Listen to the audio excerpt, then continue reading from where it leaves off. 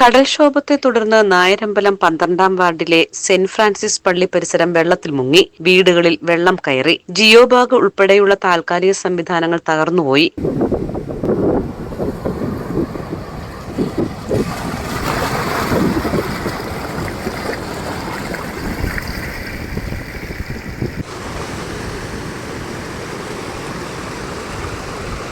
തീരദേശ റോഡിന്റെ പല ഭാഗങ്ങളും തകർന്നിട്ടുണ്ട്. ശ്രീ ബാലമുരുക ക്ഷേത്രത്തിന്റെ പരിസരത്തെ ജിയോ ബാഗ് തകർന്ന് പരിസരത്തെ വീടുകളിൽ വെള്ളം കയറി. കാലാകാലങ്ങളിൽ അറ്റകുറ്റപ്പണി നടത്താത്തതാണ് കടൽഭിത്തി തകരാൻ കാരണം. ജിയോ ബാഗ്, ജിയോ ട്യൂബ് എന്നിവ സ്ഥാപിച്ചതുകൊണ്ട് മാത്രം കടലാക്രമണത്തെ ചെറുക്കാൻ സാധ്യമല്ല. ചെല്ലാനം മോഡൽ ടെട്രാപോഡ് നിർമ്മിക്കൽ മാത്രമാണ് ഇതിന് ശാശ്വത പരിഹാരമെന്ന് വാർഡ് മെമ്പർ സി സിജി പറഞ്ഞു.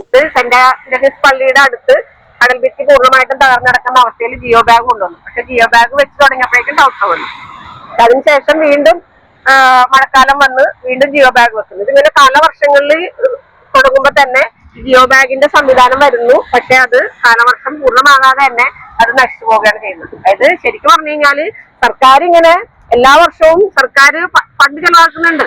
അതായത് ദുരന്തങ്ങളെ വളരെ ഭീകരമാകാതിരിക്കാൻ വേണ്ടി ജനങ്ങൾക്ക് സംരക്ഷണം താൽക്കാലികം കൊടുക്കാൻ വേണ്ടി സർക്കാർ ഫണ്ട് ചെലവാക്കുന്നുണ്ട്. പക്ഷെ ആ ഫണ്ട് നമുക്ക് ജനങ്ങൾക്ക് പ്രായോഗികമായ രീതിയിലേക്ക് വരുന്നില്ല. അതുകൊണ്ട് തന്നെ ഇവിടുത്തെ മത്സ്യത്തൊഴിലാളികൾ പറയുന്നത് ജിയോ ബാഗ് വെക്കാൻ വേണ്ടി ലക്ഷങ്ങൾ ചെലവഴിക്കുന്നത് നല്ലത്. ഞങ്ങൾക്ക് ശാശ്വതമായ പരിഹാരമായ ടെട്രോപോഡ് സംവിധാനം തന്നെ വേണം. ഇത് ടെട്രോപോഡ് വേണമെന്ന് പറയാൻ കാരണം എന്ന് വെച്ച് കഴിഞ്ഞാൽ ഇവിടെ ഈ national centre for coastal research സെന്ററിന്റെ ഡയറക്ടർ ഡോക്ടർ രമൺമൂർത്തി സാർ വന്നപ്പോ പറഞ്ഞതെന്ന് വെച്ച് കഴിഞ്ഞാല് പഴയ കൽഭിത്തി ഉള്ള സ്ഥലങ്ങളിലെല്ലാം കൽഭിത്തി തന്നെ വേണം.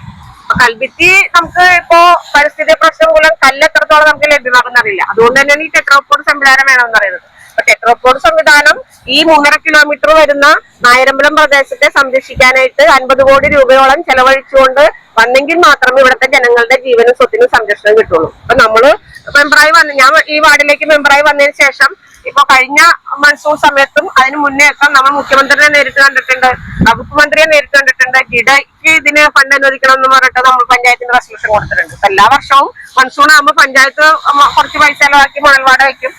അതുപോലെ തന്നെ ജിയോ ബാഗ് കുറെ ലക്ഷങ്ങൾ ചെലവാക്കി ജിയോ ബാഗ് വെക്കും. പക്ഷെ ഇതൊന്നും ശാശ്വതമായ പരിഹാരത്തിലേക്ക് പോകുന്നില്ല. ഇപ്പൊ MLA നമ്മൾ പറയുമ്പോൾ MLA ഇടപെടുന്നുണ്ട്, പഞ്ചായത്ത് ഇടപെടുന്നുണ്ട്, സർക്കാർ സംവിധാനങ്ങൾ ഇടപെടുന്നുണ്ട്. പക്ഷെ അതല്ല, ചെലവാക്കുന്ന ഫണ്ട് ജനങ്ങൾക്ക് പ്രായോഗികമായ ഉപകാരത്തിലേക്ക് വരുന്നില്ല. അതിനുവേണ്ടി നമുക്ക് ചെയ്യാൻ കഴിയുന്നത് ഈ വിഷയം അധികാരികളുടെ ശ്രദ്ധയിലേക്ക് വരികയും അതിന്റെ ഭാഗമായിട്ട് നായരമ്പലത്തിന്റെ ജനങ്ങളുടെ ജീവനും സ്വത്തിനും സംരക്ഷണം നൽകാൻ ആവശ്യമായ ശാശ്വതമായ പരിഹാരം എന്നുള്ള നിലക്ക് ടെട്രോപോഡ് സംവിധാനം കൊണ്ടുവന്നേ മതിയാകൂ എന്നാണ് വാർഡ് മെമ്പർ എന്നുള്ള ഇവിടുത്തെ ജനങ്ങളുടെ അഭിപ്രായം കൂടിയാണ് ഞാൻ നിങ്ങളോട് അവതരിപ്പിച്ചത്.